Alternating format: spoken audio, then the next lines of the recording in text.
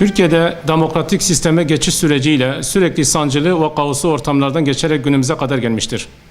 Cumhuriyetin kuruluşunun ilk yıllarında çok partili sisteme bir türlü geçirilememiş, halkın özgür iradesini daima tehlike olarak görülmüştür. Bu anlamda CHP'ye alternatif olarak ve nispeten halka dayanan siyasi oluşumları bertaraf etme refleksine girilmiş, çok kanlı bir şekilde siyasi yapılanmalara bastırılmıştır. Sistemini oturtma pahasına yüz binlerce insanı feda etmiştir. Demokratik tüm uygulamalar sözde kalmış, hiçbir şekilde demokratik yöntemlerle siyasi partilerin oluşumuna izin verilmemiştir. Tek partili CHP zihniyeti devletin sistemini ve ideolojisinin temelini teşkil etmiş, onun dışındaki tüm siyasi oluşumlar vatan haini, gerici ve yobaz haftasıyla lanse etmişlerdir. Devleti ve sistemi sadece bu parti yönetmiştir. Hatta ülkenin il valileri bu partinin il başkanları ve kaymakamları da ilçe başkanları olarak görev yapmışlardır. Demokratik yöntemlerle halkı idare ettiğini sanan idarecilerin demokratik sisteme geçiş süreci olan seçimlerde de kerametleri kendilerinden menkul misali yeni bir seçim sistemi oluşturmuşlardır. Ülkede tüm halkı gündüz ortası gözlerini bağlarcasına sandık başına götürmüş, baskı ve silahların gölgesinde açık oy, gizli tasnif yöntemiyle demokrasiye geçtiklerini sanmışlardı. Dünyada emsali görülmemiş bu tür seçim yöntemi terk edilip gizli oy, açık tasnif seçim sistemine geçilince halk nispeten rahat bir nefes almıştır. Sistemin baskı ve dayatmalarına cevap niteliğinde seçim sandıklarında kendi özgür iradesine bir şamar misali despot yönetimlerine göstermiştir. Demokratik Parti'nin 1950 yıllarındaki seçim zaferi bunu ispatlar mahiyetindedir. Halkın özgür iradesinin yönetiminde söz sahibi olmasını tahammül göstermeyen sistem adeta toplumu dizayn edercesine 10 yılda bir askeri darbelerle balyozu halkın tepesinde eksiltmemiştir. Bu dayatmacı ve baskıcı sistem milleti devletin bakasına bir vasıta olarak görmüş, her şey devlet içindir mantığını sistematik hale getirmiştir. Layık ulusalcı ve batı hayranı bu sistem kendisinin nitelendirdiği bir ulus kavramı dışında farklı etnik ve dini kimlik taşıyan varlığına tahammül gösterememiştir. Bu zihniyete karşı duruş ve tepki olarak sözde halkın mağduriyetini ve mazlumiyetini giderme amaçlı layık sosyalist Kürt ulusalcı hareketler bölgemizde etkin olmuşlardır. Bu bölgede bu hareketin siyasi kanadı olan HEP, DEP, HADEP, DEHAP ve son olarak BDP bu ülkede varlığını sürdürme mücadelesine girmiştir. 1990'lı yıllardan beri Türkiye'de seçimlere giren bu siyasi hareketi boğmaya yönelik olarak sistem farklı baskı unsurları uygulamaya koymuştur. Kırsal kesimlerde JITEM ve jandarma ile, şehir merkezlerinde ise terörle mücadele timleri nezaretinde halka baskı uygulayarak halkın özgür iradesini seçimlere yansımasını engellemişlerdir.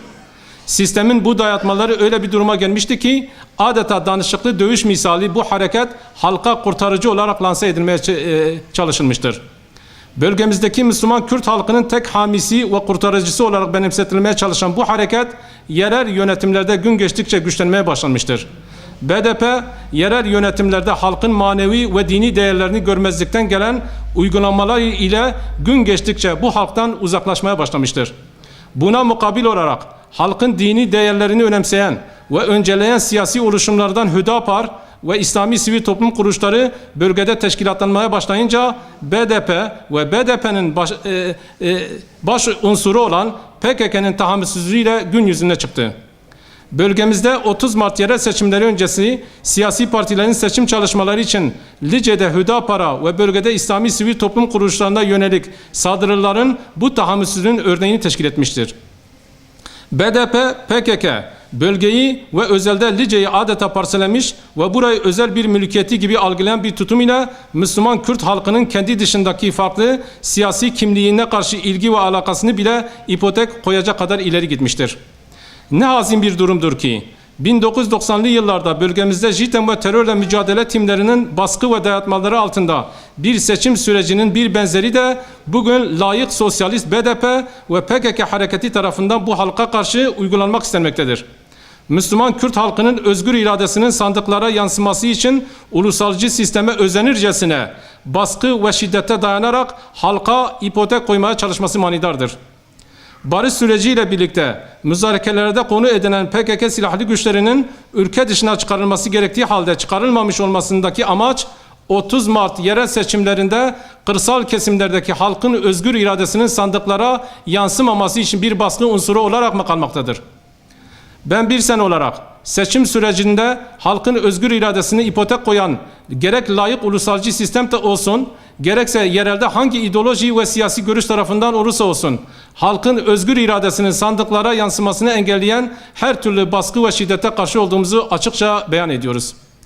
Bu baskı ve şiddet unsurunu hedeflerinde Müslüman Kürt halkının manevi ve dini değerlerinin sandıklara yansımasını engellemekse, bilinmelidir ki Müslüman Kürt halkımız tarihin derinliklerinden beri İslam dininin müntesibi ve bu dinin gerekliliğini yerine getiren bir halktır. Hiç kimse yüzyıllardır bu halkı İslami değerlerinden dolayı güç ve kuvvet uygulayarak vazgeçirememiştir. Müslüman halkımız Cumhuriyet'in kuruluşundan günümüze geçen onlarca yıl uygulanan tüm baskı ve şiddete karşı onurlu bir direniş göstermiş ve İslam'ın bayraktarlığını yapmıştır. İnanıyoruz ki bu halk kendi siyasi iradesini hiçbir tasarrutun etkisinden kalmadan sandıklara da yansıtacaktır. Bizler sivil toplum kuruluşları olarak bölgemizde her türlü farklı görüş ve fikirlerin halkın nezdinde rahat bir şekilde hiçbir baskıya maruz kalmadan kendilerini ifade etmelerini arzuluyor ve savunuyoruz. Yeniden bir çatışma ve şiddet ortamına sürükleyecek bu adımlardan fazlasıyla kaygı duyduğumuzu da ifade etmek istiyoruz. Adil ve tarafsız sivil toplum kuruluşlarının etkili olduğu düşündüğümüz tüm resmi ve sivil toplum kuruluşları muhtemel yeni olayları önleyecek önlemler de almaya davet ediyoruz.